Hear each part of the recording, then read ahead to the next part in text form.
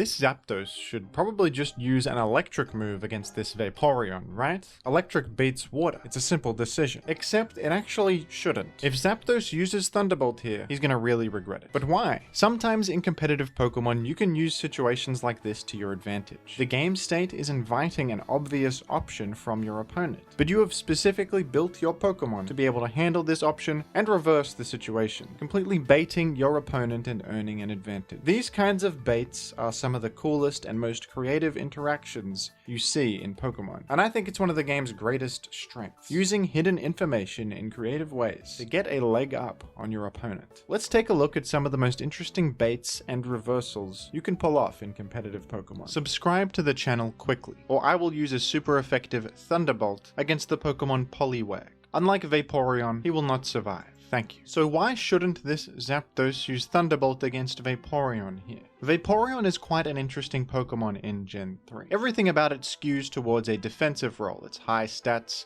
mono water typing, the ability Water Absorb, and options like Wish. But one of the best ways to use it in Gen 3 is actually in a more offensive style. Vaporeon has access to Baton Pass, which is a great tool, allowing you to pivot, pass on substitutes and other advantageous effects, including Stat Boost. Because of Vaporeon's high base HP, you do not need much HP investment to be able to make a 101 health substitute. This is great because Seismic Toss won't be able to break a substitute in one hit. You can pass this to a teammate, giving them a completely free turn to do anything they want. Vaporeon is a pretty effective lead with an offensive set. Hydro Pump against Tyranitar, that's super effective. Ice Beam against Salamence and live whatever they do. You're not too bad against Metagross either, doing respectable neutral damage with your Hydro Pump. But Zapdos seems like a bit of a problem, an extremely common lead in Gen 3, with super effective electric damage that hits really hard. But actually Vaporeon can pretty easily tech for this lead matchup too. Vaporeon's base HP is so good that with only 16 EVs in HP and 12 in special defense, you can easily live this Thunderbolt, even if Zapdos has a modest nature for more damage. Vaporeon can then use Ice Beam to deal significant damage to Zapdos. But then what? You're still gonna die to the follow-up hit, aren't you? Well, Vaporeon actually has the item Salac Berry. When you're below 25% health, this berry gets consumed,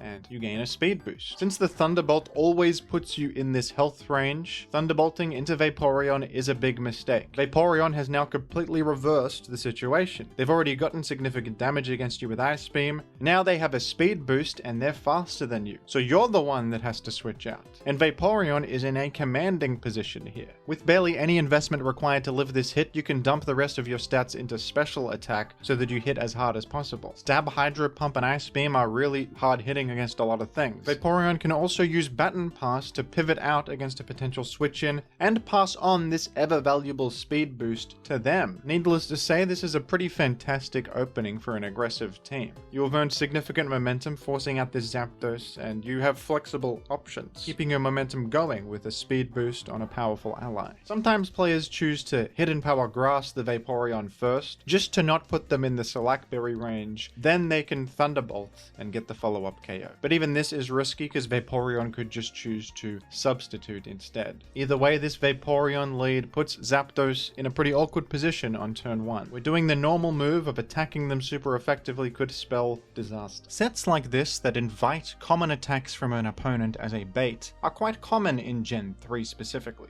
There was one example that became so commonplace that the reverse happened, and it actually became a good strategy to bait the set trying to bait you. It went 2 levels deeper. The initial Pokemon here was Gengar. A particular EV spread that eventually became known as Defensive Gengar was designed to bait and live multiple common hits and strike back. One of the most important targets you could do this against was Salamence. Salamence is a powerful Dragon Dance sweeper, and after just a single boost, it can usually outspeed and one-hit KO any offensive Pokemon it's up against. And that includes Gengar. With a normal set, Gengar will fall in a single hit to Hidden Power Flying. But this special Gengar set would aim to switch in against Salamence. On the turn, they use Dragon Dance and invite them to attack. With 248 HP, EVs, and 44 defense, you can live this +1 HP flying and KO them right back with Ice Punch. This set also works against Gyarados. You live their +1 HP flying as well, KO back with Thunderbolt. This became a common backup plan against these Dragon Dance sweepers, and was eventually a well-known set. So well known that the Dragon Dancers started to strike back. If Salamence or Gyarados chooses to run Hidden Power Ghost instead, it will hit Gengar super effectively, and it'll only KO where HP flying won't. This Gengar set was so popular that it wasn't a bad strategy to do this, sacrificing your stab specifically to get through this particular Gengar. So in this situation, you're baiting in a Pokemon that thinks they're baiting you, and that's the ultimate reversal, isn't it? This is one of my favorite metagame developments, and I always love when this one comes up in a tournament game. Gen 3 really is full of this stuff, and one of the most famous examples involves Magneton and Skarmory. Magneton is Skarmory's arch nemesis. It has the ability Magnet Pull, which traps steel types, preventing them from switching, and it has a hard-hitting, super effective Thunderbolt. Magneton's whole job in Gen 3 is to get rid of Skarmory. This may seem really specific, but Skarmory is everywhere in Gen 3, and getting rid of it can enable a lot of powerful strategies. Magneton is good and reliable at its job, except for the one time where it isn't. Some Skarmorys would rather not accept their demise against this Machiavellian magnet, and they've devised a plan to strike back. What if Skarmory ran speed and max attack investment along with the move Hidden Power Ground? Hidden Power can be physical in Gen 3 depending on type. So this is a 70 power physical ground move that deals 4 times damage to Magneton. The issue with this is that Magneton and Skarmory have the exact same speed stat of base 70, and Magneton usually runs speed investment itself. You could run a Jolly Nature for more speed, but then you lack the damage to be able to KO. So this is going to come down to a 50-50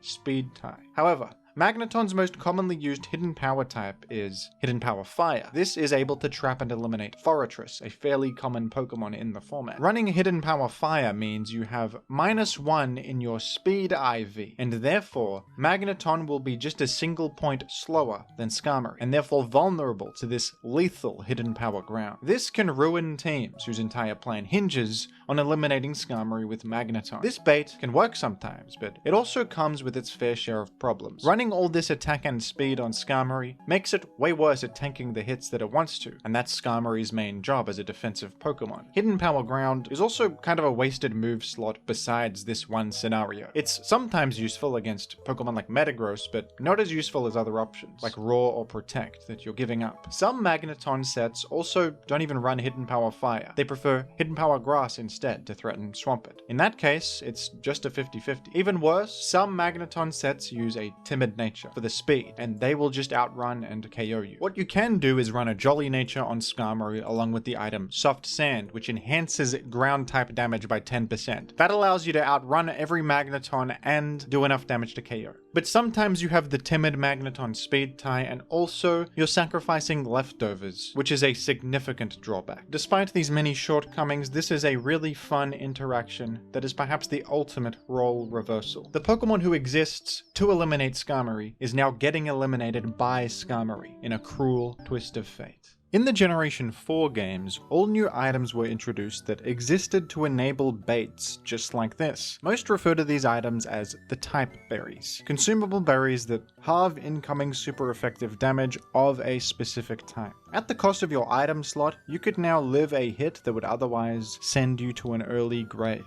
And sometimes that one turn of security is really worth it. These items quickly became a popular choice in competitive play. Any Pokemon with a ×4 type weakness would usually throw on one of these berries for the security. Tyranitar often equips a Chople Berry to shield it from a single ×4 super effective fighting type move. Metagross would commonly use an Oka Berry. In Gen 5, Yachi Berry on Garchomp was probably its most common item, crucially shielding it from a ×4 ice type move. But the surprise is more effective when it's unexpected. These examples are so common that many players don't even bother using super effective attacks against what obviously has a type berry. But not every Pokemon is known to run these items, and that can be used to your advantage. Keldeo in Gen 5 is one of the best Pokemon at baiting players with a berry, because they don't usually expect it to have one. Keldeo will commonly use either Choice Scarf or Choice Spec to enhance its offensive potential, especially on rain teams. What's nice about these items is they don't immediately reveal themselves to the opponent. If you have a leftovers, the enemy can clearly see that you're using it, and that info is revealed. Choice Scarf might be revealed after you show yourself to be faster, but before Before that, you could have anything. Keldeo is good at pretending it has a choice item